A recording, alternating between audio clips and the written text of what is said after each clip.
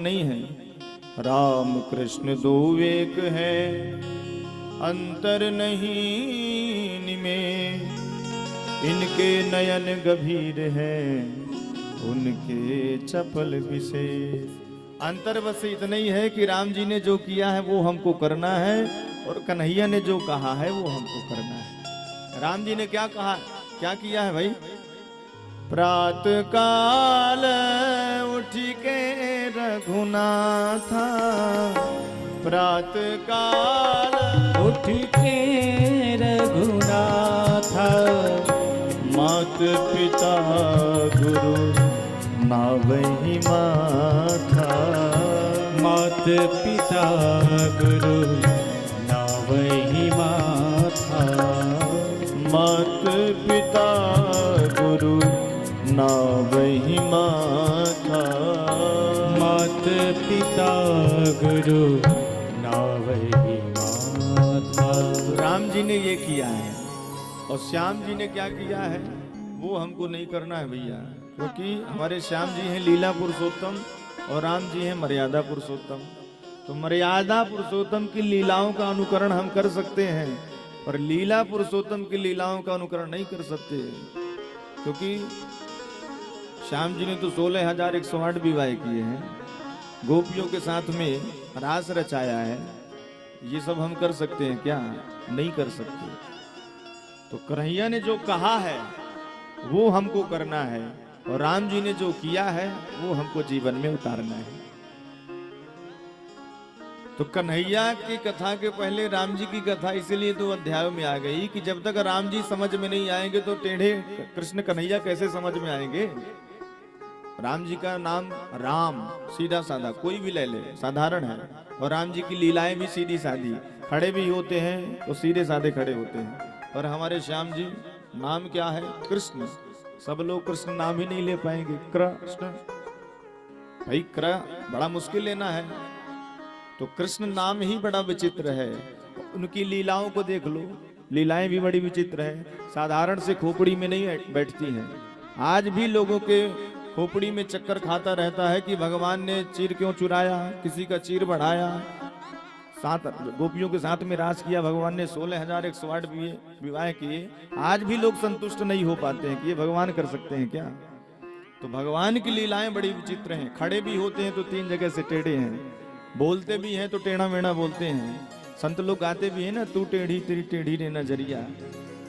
सीधा साधा मामला इनका है ही नहीं है, और राम जी का हमारे सीधा साधा मामला है। तो भैया जब राम जी की लीला हमारे समझ में आएगी, राम जी का चरित्र हम श्रवण कर लेंगे, तभी श्याम जी की कथा समझ में आने वाली है। इसलिए आइए 2 अध्यायों में राम जी की कथा है, कथा का दर्शन करते हैं, और थोड़ी देर बाद श्याम जी की कथा में चलेंगे, सुंदर जन्मोत्सव मनाएंगे भगवान का। तो सूर्य वंश का वर्णन कर रहे हैं श्री सुखदेव जी महाराज, बड़े ध्यान से श्रवण करें। नारायण के नाम ही कमल से ब्रह्मा हुए, नारायण के नाम ही कमल से ब्रह्मा हुए, ब्रह्मा से मरीच, मरीच से कश्यप, कश्यप से विवस्वान, इन्हीं के वंश में आगे चल के श्राद्ध देव मनु हुए, इक्ष्वाकु हुए, नग हुए, शरियाती हुए, और रैवत हुए, ककुदमी हुए, नभक हुए, नभाग हुए, महाराज अम्बरीश हुए। अम्बरीश को कौन नहीं जानता? अम्बरीश महाराज ने एकादशी का बहुत प्रचार से किया था। दुर्वासा ऋषि भी अपमानित करने के लिए आ गए थे, तो भगवान का सुदर्शन चक्र दुर्वासा जी के पीछे लग गया था। भगवान की कृपा से उनको बचना पड़ा। तो अम्बरीश जी बड़े महाभाग थे, भगवान की कृपा थी उन पर। युवनाश हुए, इन्हीं के वंश में मानधाता हुए, हरिश्चंद्र हुए, रोहित हुए, बाहुक हुए, सगर हुए, असमंजस हुए, महाराज दिलीप हुए, भगीरथ हुए, ऋतुपर्ण हुए, सौदास हुए, अस्मत हुए, नारी कवच हुए, महाराज अज हुए, खटवांग हुए, रघु हुए, और दशरथ हुए। और दशरथ के यहाँ राम, लक्ष्मण, भरत, शत्रुघ्न 4 पुत्र हुए। दशरथ जी महाराज बड़े प्रतापी राजा, लेकिन घर में कोई संतान नहीं। एक दिन मन में बड़ी ग्लानि हुई। एक बार भूपति मन माही, एक बार भूपति मन माही, एक बार भूपति मन माही, एक बार भूपति मन माही, गलानी मोरे सुत नाही। भय गलानी सभी गाइए। रे सुत नाही। हाँ भय गलानी मोरे सुत नाही। गोस्वामी जी लिख रहे हैं, एक बार भूपति मनमाही भय गलानी।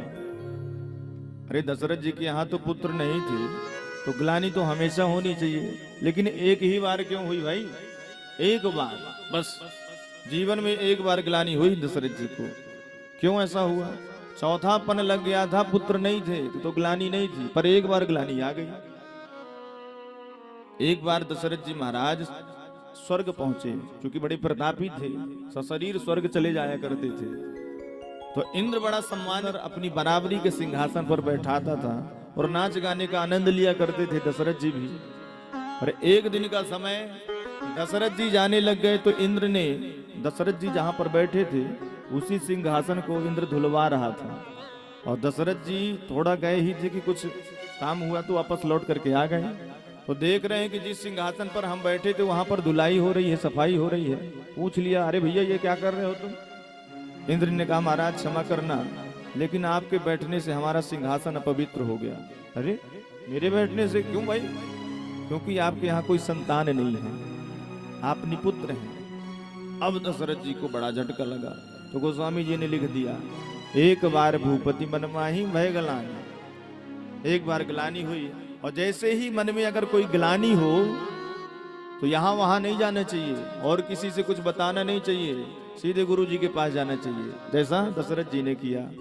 गुरु ग्रह गया तुरत महिपाला। गुरु जी के पास पहुंच गए तुरंत, और गुरु जी को प्रणाम किया और निज सुख दुख सब गुरु ही सुनायो। गुरु जी को अपना सुख भी सुना दिया, दुख भी सुना दिया, और ग्लानी क्यों है ये भी सुना दिया। और जैसे ही गुरु जी ने सुना कि हमारा चेला पुत्र के लिए दुखी हो रहा है, तो वशिष्ठ जी ने कहा, चिंता मत करो राजन, तुम्हारे यहाँ एक नहीं दो नहीं चार चार पुत्र होंगे। और तुरंत वशिष्ठ जी को बुलाया, वशिष्ठ जी को बुला करके पुत्रेष्टि यज्ञ करवाया। पुत्रेष्टि यज्ञ संपन्न हुआ, अग्नि देवता प्रकट हो गए चरु लेकर के। वशिष्ठ जी ने लिया और महाराज दशरथ को प्रदान किया। दशरथ ने अपनी रानियों को प्रदान कर दिया। समय आने पर तीनों रानियां गर्भवती हो गई और अयोध्या में आनंद छा गया कि महारानियों के यहाँ सुंदर बेटा होने वाला है, हमारे महाराज के यहाँ राजकुमार होने वाला है। भगवान ने सुंदर समय देखा। कौन सा समय आ गया? नवमी तिथि मधुमास, मधुमास पुनीता, राम शुक्ल पक्ष अभिजित हरि प्रीता, अभिजित हरि प्रीता। नवमी तिथि मधुमास, मधुमास पुनीता, पुनीता, राम शुक्ल पक्ष अभिजित हरि प्रीता, अभिजित हरि प्रीता।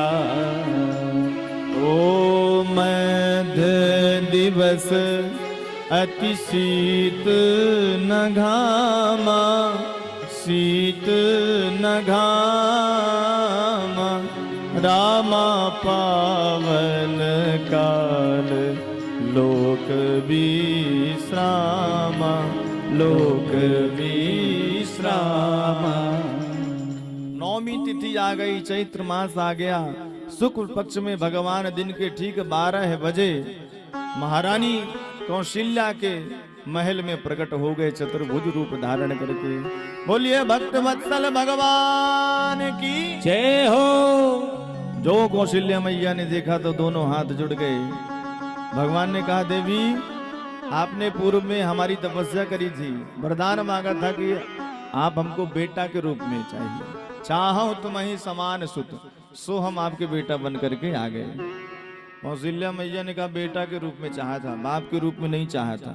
ये आप इतने बड़े पहाड़ जैसे खड़े हो, ये बेटा बनना होता है क्या? भगवान ने कहा मैया बेटा कैसे बना जाता है आप ही बताओ। तो मैया कौशल्या कह रही है कि छोटे से बनो पहले। भगवान छोटे से हो गए। अब ठीक है मैया, अब ये 2 हाथ गायब करो पहले। भगवान ने 2 हाथ गायब कर दिए।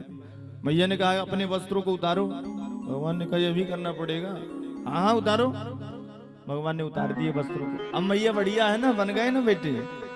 कौशल्या ने कहा किसी का जन्म लेता हुआ बेटा इस तरह बोलता है पटर पटर क्या? ये बोलना बंद करो और रोना शुरू करो। भगवान ने कहा बाहर ये संसार आते ही रोना पड़ता है, जिंदगी भर आदमी रोते ही रहता है। तो मैया कौशल्या कह रही है कि रोना शुरू करो। भाई जब बच्चा जन्म लेता है तो रोता है, और नहीं रोता है तो घर वाले रोने लग जाते हैं। भगवान जाने रो क्यों नहीं रहे। तो आज भगवान रोना प्रारंभ कर दिए। सुनी बचन सुजाना रोदन ठाना, हुई बालक सुर भूपा। सुनी बचन सुजाना रोदन ठाना, होई बालक सुर भूपा। हुई बालक सुर भूपा। भगवान ने जैसे ही सुना तो रोदन ठाना, चुप ही नहीं हो रहे हैं। इतना रोया कि पूरे महल में जाकर के हल्ला हो गया।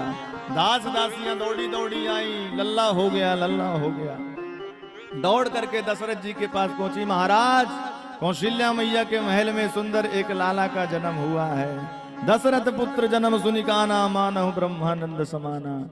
कैकेयी मैया के महल से एक दासी दौड़ी दौड़ी आई। महाराज कैकेयी मैया के महल में एक लाला के पुत्र जन्म की खबर आ रही है। अब तो दशरथ जी और आनंद हो गया। सुमित्रा मैया के महल से दासी दौड़ी दौड़ी आई। महाराज सुमित्रा जी ने 2 पुत्रों को जन्म दिया है। अब तो दशरथ जी प्रसन्न हो गए, और प्रसन्न हो करके सभी ब्राह्मणों को बुलवा करके सुंदर स्तुति वाचन किया है। और मथुरा की सभी नारियां आ करके सुंदर भगवान के लिए सोहर गाई हैं। हमारी बघेलखंड की माताएं भी बड़ा सुंदर सोहर गाती हैं। आप लोगों को एक लाइन सुनाई देते हैं। धन धन नगर अयोध्या, धन राजा दशरथ, धन राजा दशरथ हो। अब धन री कौशल्या तोरी भाग, रमैया जहाँ जन में, रमैया जहाँ जन में हो। धन धन नगर अयोध्या के धन राजा दशरथ, के धन राजा दशरथ हो। आमा धन री कौशल्या तोरे भाग, रमैया जहाँ जन में, रमैया जहाँ जन में हो। जौने दिन रामा जन्म में है, धरती आनंद भई हो, धरती आनंद भई हो। अब बजे लागी आनंद बधैया, गावेरी सखी सोहर, गावेरी सखी सोहर हो। रामा बजे लागी आनंद बधैया, गावही सखी सोहर, गावही सखी सोहर हो। बोलिए राम लला सरकार की जय हो। चारों भैयन की जय हो। तीनों मैयन की जय हो। अयोध्या धाम की जय हो। श्री राम जन्मभूमि की जय हो। जय जय श्री राम। अयोध्या में सुंदर उत्सव मनाया गया। श्री राम जी का जन्मोत्सव मनाया गया। और बहुत सुंदर बात है कि हमारे राम जी भी अब धीरे से मंदिर में प्रवेश करने जा रहे हैं। पहले तो हम लोग राम जन्मोत्सव मनाते थे तो वो आनंद नहीं आता था। कथाओं में राज्याभिषेक भी करवाते थे तो अंदर से वो आनंद की अनुभूति नहीं हो पाती थी। लेकिन अब तो बड़ा आनंद आता है, बड़ा अपार आनंद आता है कि हमारे ठाकुर जी अब टेंट से निकल के और भव्य मंदिर में जाकर के प्रवेश करेंगे। बोलिए श्री राम लला सरकार की जय हो। सुंदर राम जी का उत्सव मनाया गया। समय पाकर के राम जी धीरे धीरे उनका नामकरण संस्कार हुआ। वशिष्ठ जी ने नाम रखा। कुछ और बड़े हुए तो यज्ञोपवीत संस्कार हुआ है। वशिष्ठ जी ने यज्ञोपवीत संस्कार करवाया और उसके बाद गुरु गृह गए पढ़ने रघुराई और अल्पकाल विद्या सब पाई। भगवान अल्पकाल में ही सारी विद्याओं से परांगत हो गए और पढ़ लिख करके पुनः अपने अयोध्या पहुंचे। विश्वामित्र जी को पता चला कि भगवान का प्राकट हो गया है, तो विश्वामित्र जी राम और लक्ष्मण को दशरथ जी से मांगने के लिए आए। न चाहते हुए भी दशरथ जी ने अपने पुत्रों को, अपने कलेजे के टुकड़ों को निकाल करके विश्वामित्र को दे दिया। महाराज ले जाइए आप हमारे पुत्रों को। विश्वामित्र लेकर के पहुंचे हैं तो राम जी ने सबसे पहले ताड़का को मारा। हमारी सुबाहु को ठिकाने लगा करके विश्वामित्र जी के यज्ञ की रक्षा करी है। यज्ञ पूरा हुआ है। अब विश्वामित्र जी ने कहा कि राघव, मेरा यज्ञ तो तुमने पूरा कर दिया, पर एक यज्ञ और है। अभी जनकपुर में जनक जी ने एक धनुष यज्ञ रखा है, चल करके आप उस यज्ञ को भी पूरा करिए। तो भगवान हर से चले मुनिवर के साथ। भगवान प्रसन्न हो करके जा रहे हैं। मार्ग में एक पत्थर, एक शिला मिल गया। तो राम जी ने पूछा ये कौन है? वशिष्ठ जी ने समझाया कि ये गौतम की नारी है, अहिल्या है, इसका उद्धार करो राघव। तो भगवान ने अपने चरणों का स्पर्श किया और उस पत्थर से अहिल्या प्रकट होकर के भगवान की बड़ी सुंदर स्तुति की।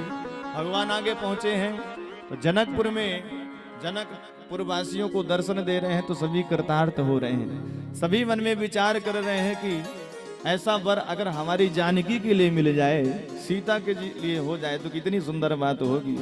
लेकिन हमारे महाराज ने एक प्रण रखा है, धनुष टूटेगा तभी जानकी का विवाह होगा और वही करेगा। तो ये इतने सुकुमार हैं, ये इतने बड़े कठोर धनुष को कैसे तोड़ सकते हैं? ये प्रण ना करते तो अच्छा रहता। जनकपुर की नारियां सोच रही हैं। राघव पहुंच गए गुरु जी के यहाँ। गुरु जी के सुमन पुष्प वाटिका में पहुंचे हैं। जानकी जी का वहां पे दर्शन भी होता है, भगवान से मिलन भी होता है।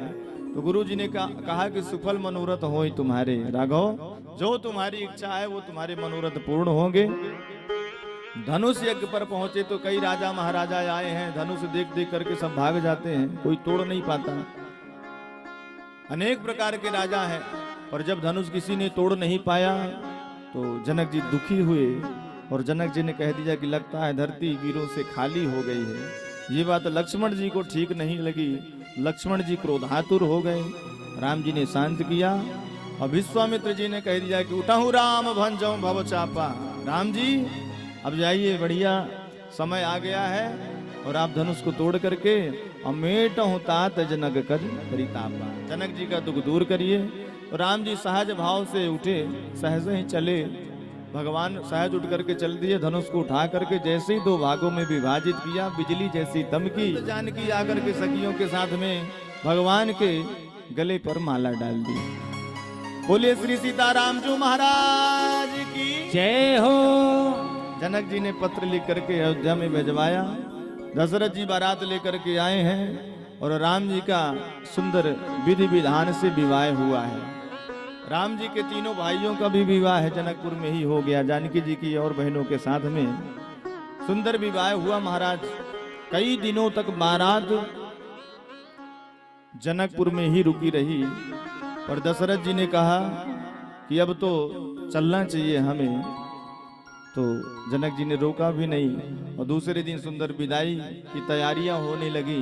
जनक जी आज अपनी बेटी जानकी को तो सुंदर डोली पर बैठा रहे हैं। सुनैना मैया सुंदर सुंदर शिक्षा दे रही है कि बेटी पराये घर जा रही हो, पति के अनुकूल ही कार्य करना, पति जो चाहे वही करना, सास ससुर की सेवा करना। बहुत अच्छी शिक्षा दे रही है सुनैना मैया।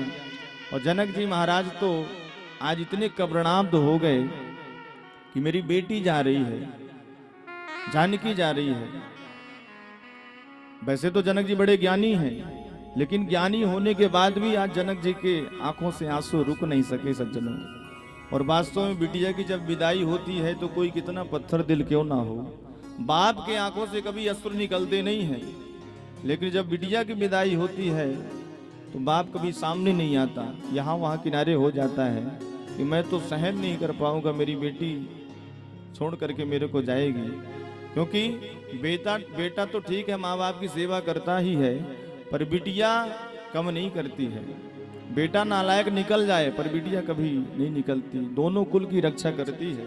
और जनक जी ने यही कहा था जब जानकी को चित्रकूट में देखा पलकल वेश पर कि बेटी तुमने दोनों कुल की मर्यादाएं आज रख ली हैं, पुत्र पवित्र किए कुल दो।